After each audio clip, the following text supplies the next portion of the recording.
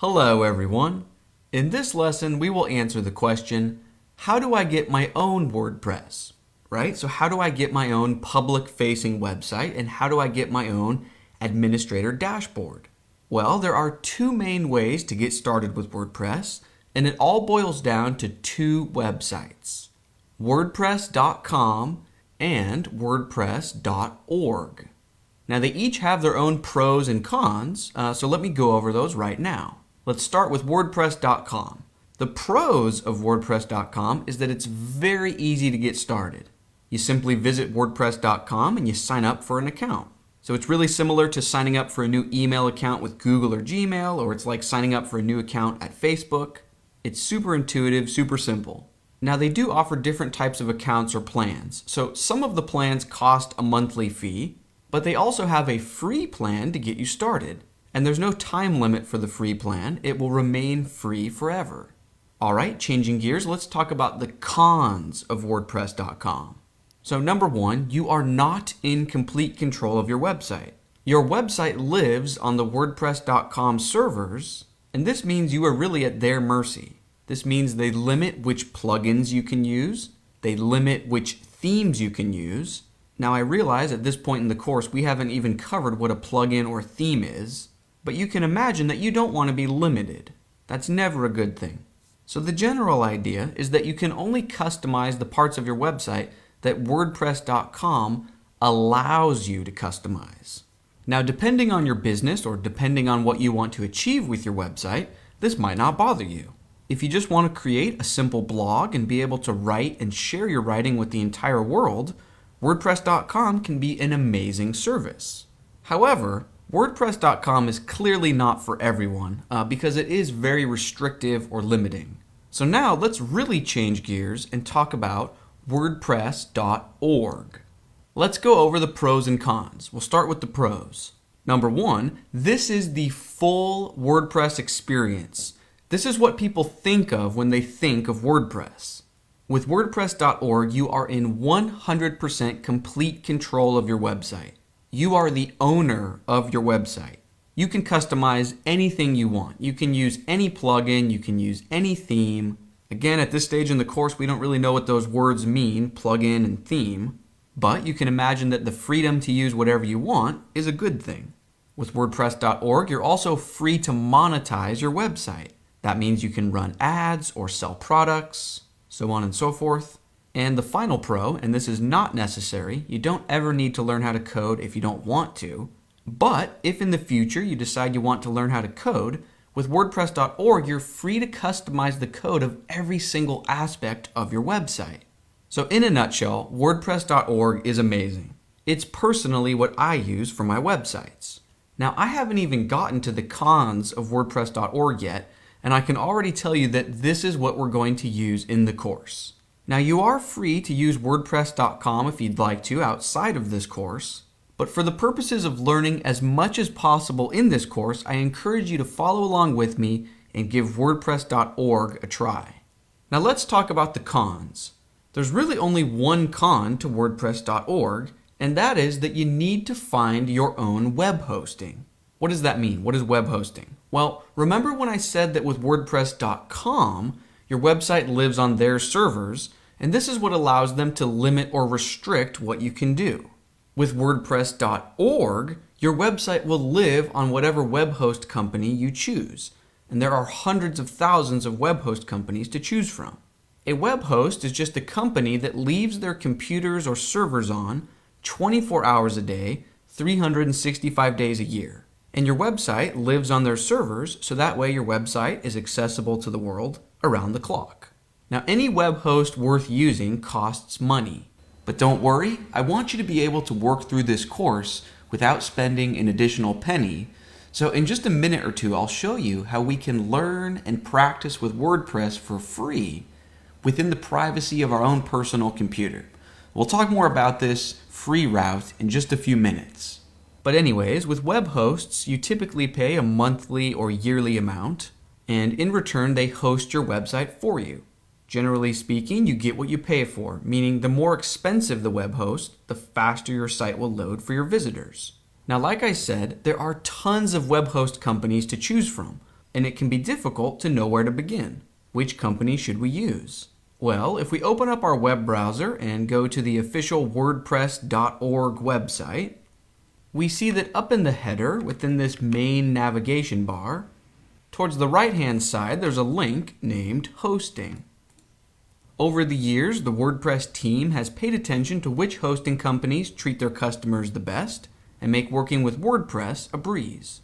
Now, you don't have to use one of these companies, but these are among the best. Ultimately, it's up to you to decide which hosting company to give your business to. I will say that personally, I like to go on YouTube and search for the name of a hosting company followed by the word review.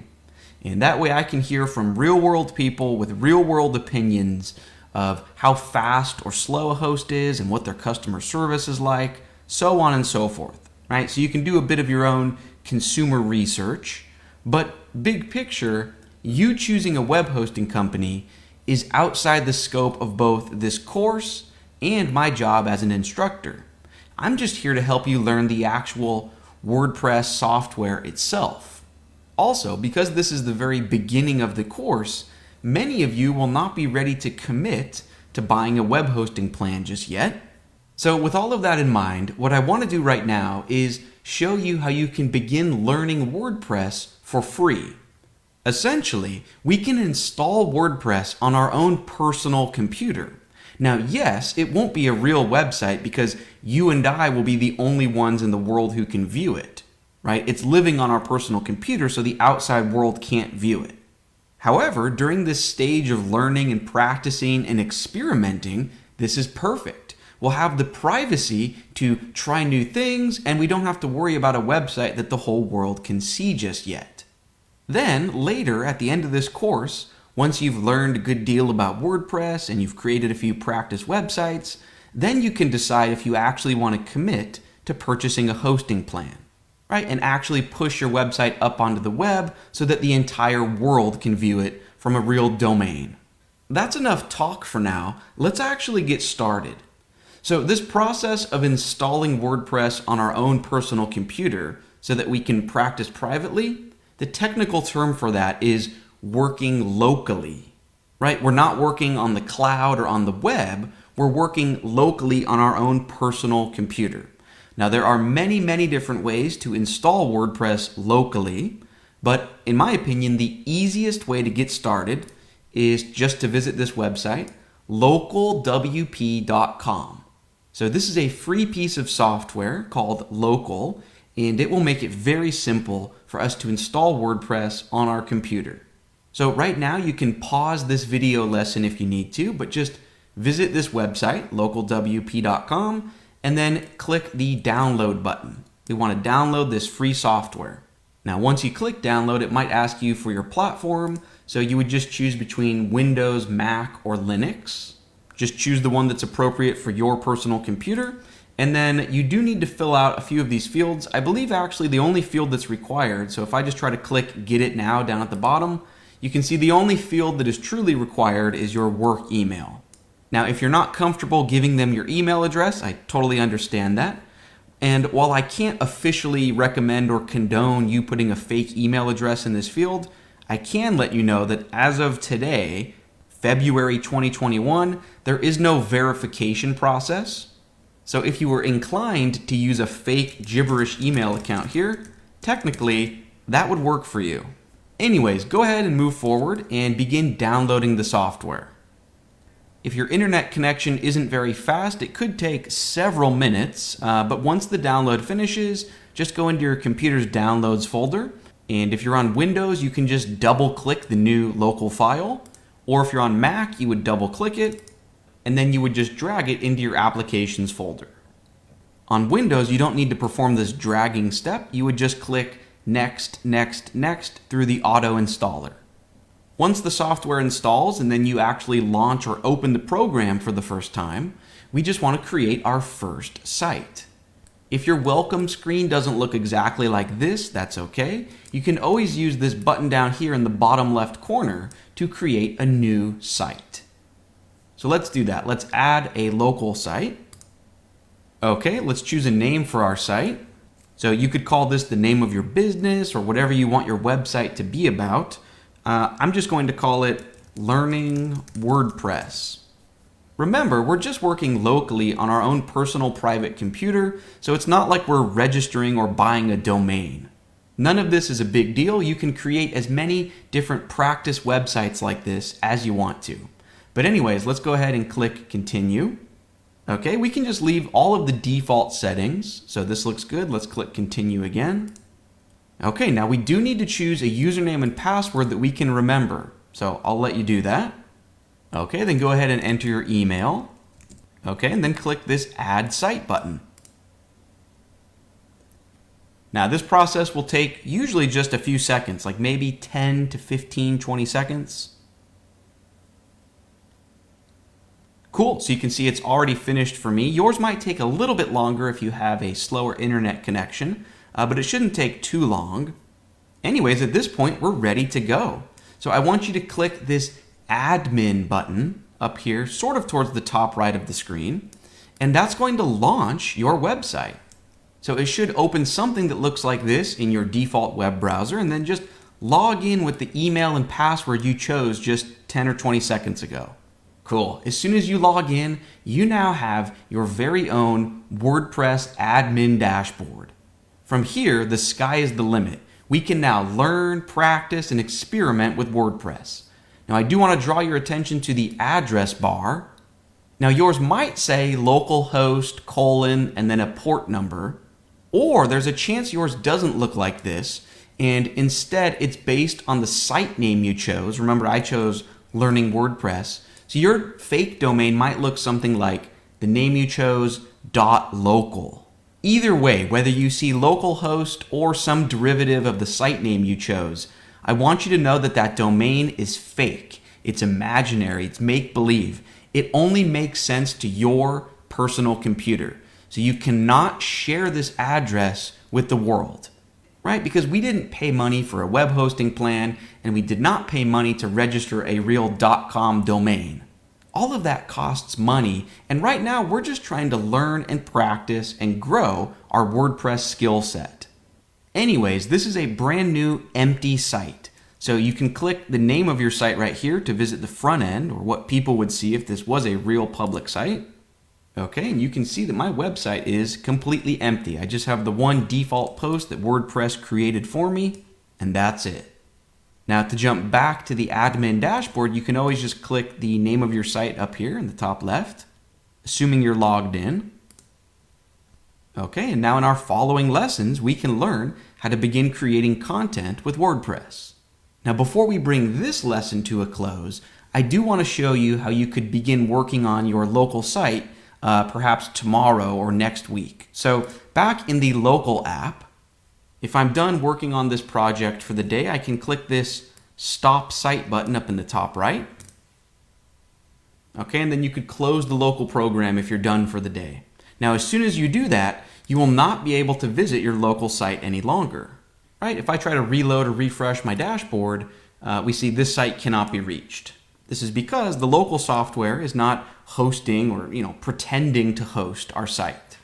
So let's assume I close this app for the day and it's the next day or it's a few days later and I want to start working on my project again. Just open up the local software once again.